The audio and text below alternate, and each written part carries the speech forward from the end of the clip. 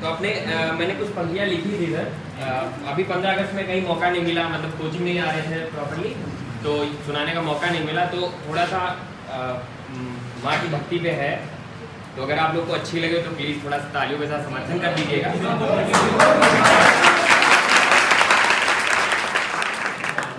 लिखा बहुत शिद्दत है।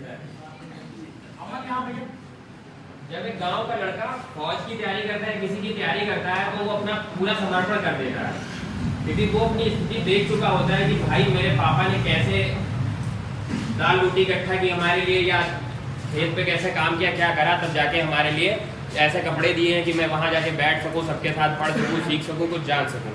तो मैंने उन्हीं पे कुछ पंक्तियाँ लिखी थी, तो सुनिएगा क्या लिखा है उन्हें कि बहा के पसीना जला के लहू सींचेंगे हम इस हिंदुस्तान को, सांस रुके या सर कटे कभी झुकने ना देंगे इस तिरंगे की शान को।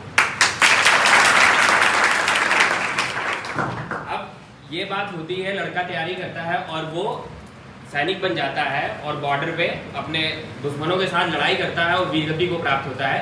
फिर उसका शव उसकी माँ के सामने लाया जाता है और उसकी माँ उसके शव से निकली हुई रूह से बात करती है और कहती है, उसकी रूह उस बंदे की, लड़के की, और क्या बोलती है सुनिएगा। अरे अरे तू है तभी मैं हूँ, तेरे होने से वजूद हमारा। वो शव से जो रूह निकली है अपनी माँ से बोल रही है कि अरे तू है तभी मैं हूँ, तेरे होने से वजूद हमारा। ए माँ तू क्यों रोती है, अपने देश की शान की खातिर न्यौछावर हो गया लाल तुम्हारा। फिर आगे सुनिएगा कि वो बोलता है कि मिट्टी का कर्ज चुका दूं पहले, फिर तेरा मैं लाल कहूं, जिस मिट्टी पर जन्म लिया उस पर ही बलिदान हो जाऊं।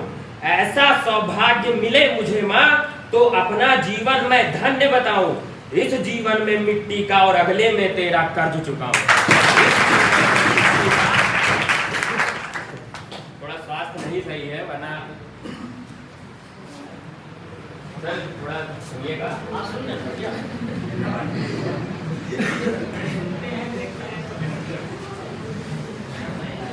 सर आप भी लोग कभी कभी सोचते थोड़ा सा अच्छा लिख देते। अभी हरियाणा में ही एक जवान शहीद हुआ था, शायद 23 ईयर्स ओल्ड था, बस इतना ही। तो वही सर, बस उन्हीं की माँ को हमने ऐसे ही देखा जब उनका उनके सामने, तभी सर मैंने कुछ ऐसी पंक्तियाँ लिखी थी। हाँ आगे। ऐसा सौभाग्य मिले मुझे माँ तो अपना जीवन में धन्य बताऊं, इस जीवन में मिट्टी का और अगले में तेरा कर्ज चुकाऊं। मिले वही गोद माँ तेरी और पापा की डांट मैं खाऊं। आमतौर पे यही होता है कि पापा मार क्या कर रहे हो, लेकिन मम्मी आज अब भैया ने झाड़ दी, माटी झाड़ दिए, पढ़ाई से होता है भाई, माँ का प्यार कुछ अलग ही रहता है।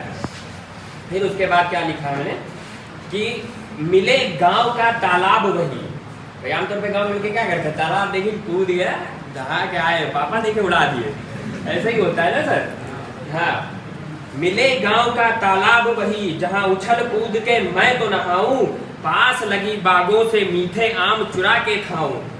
भाग भाग कर पापा के डर से तेरे आंचल में छिप जाऊं। माँ से बोल रहा है कि भाग भाग के पापा के डर से तेरे आंचल में छिप जाऊं। फिर आगे यहाँ से पंक्तियां मेरी थोड़ा सा अलग रुख मोड़ रही है। गर पुनः मातृभूमि की खातिर फिर से सैनिक बन जाऊं माँ, अब की बार करूं प्रलय भयंकर, दुश्मन की छाती चीर बहाऊं माँ। तब अपने वीर शहीदों को श्रद्धांजलि अर्पित कर पाऊं माँ। हे ईश्वर दे वरदान मुझे, हे ईश्वर दे वरदान मुझे, मैं फिर से तेरा लाल बन आऊं माँ। हो इसी धरा से प्यार मुझे, हो इसी धरा से प्यार मुझे, और बार बार तेरा ही आंचल पाऊं माँ, और बार बार तेरा ही आंचल। तो यहाँ पे मेरी पंक्तियां समाप्त होती हैं।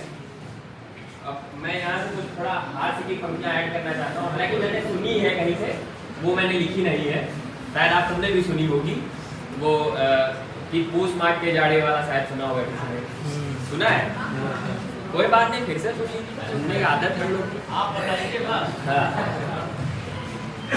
मतलब गांव के लोग नहीं मेला घूमे बहुत कहिए भैया मेला चले गई है, भले उमर दुई ठेला लागो चाट बटर टिक्की पकौड़ी बना तो बस मेला जाए मगर।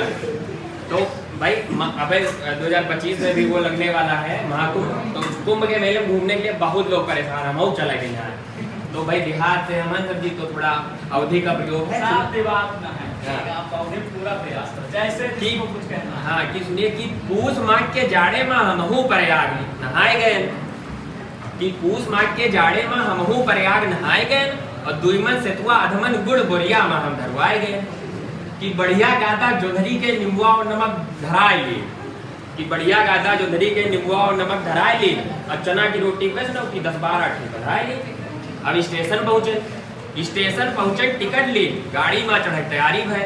अब रहा प्लेटफॉर्म पर भीड़ बड़ी धक्का मुक्का जारी है, कि साथे जी चढ़वैया गए रहे हमका भीड़ ठेल दे क्या भैया मेला घूमे जाए, कि साथे जी चढ़वैया गए रहे हमका भीड़े में ठेल दी, मानो बढ़ के स्पेलर में सरसों की घानी।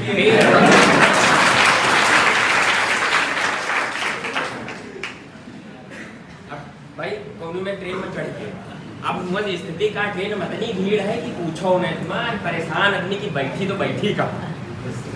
अब हम धूड़ी सीट ना ही पाई, गई चकराए हमारा बुद्ध भाई ट्रेन के अंदर घुस गए तो सीट या खाली भैया एक पर पहले बैठ एक पर रुमाल रखा सीट रिजर्व, ऐसे होता है ना, रुमाल रख दिए सीट उनकी हो गई, तो ऐसा ही था। फिर हम धूड़ी सीट ना ही पाई, गई चकराए हमारा बुद्ध। अब लड़का बच्चा किकियाए वह मेहरुआ मचाए खचा जुटिया, नानी ननियोरे फूफू फुफोरे वह बात चलाए, अब बतले बात हम धड़ाधड़ वह जूता और लात चलाए। नानी ननियोरे फूफू फुफोरे वह बातें मतलब नानी ननियोरे फूफू फुफोरे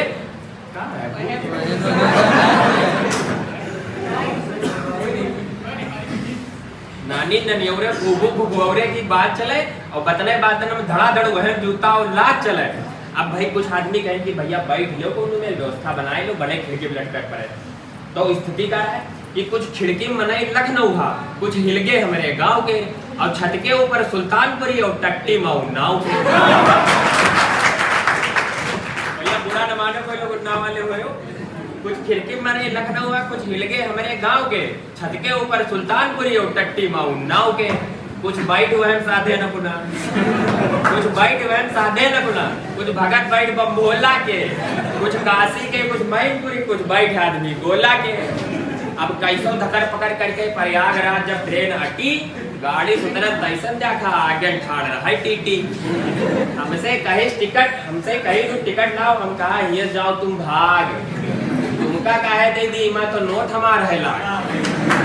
फिर घूस गए में आलम खोपड़ी पर बोरिया लाद ले, बोरिया वहां जिमा नींबू संतरा सब कुछ रख के लेके आया।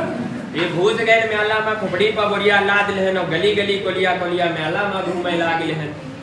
अब थौड़े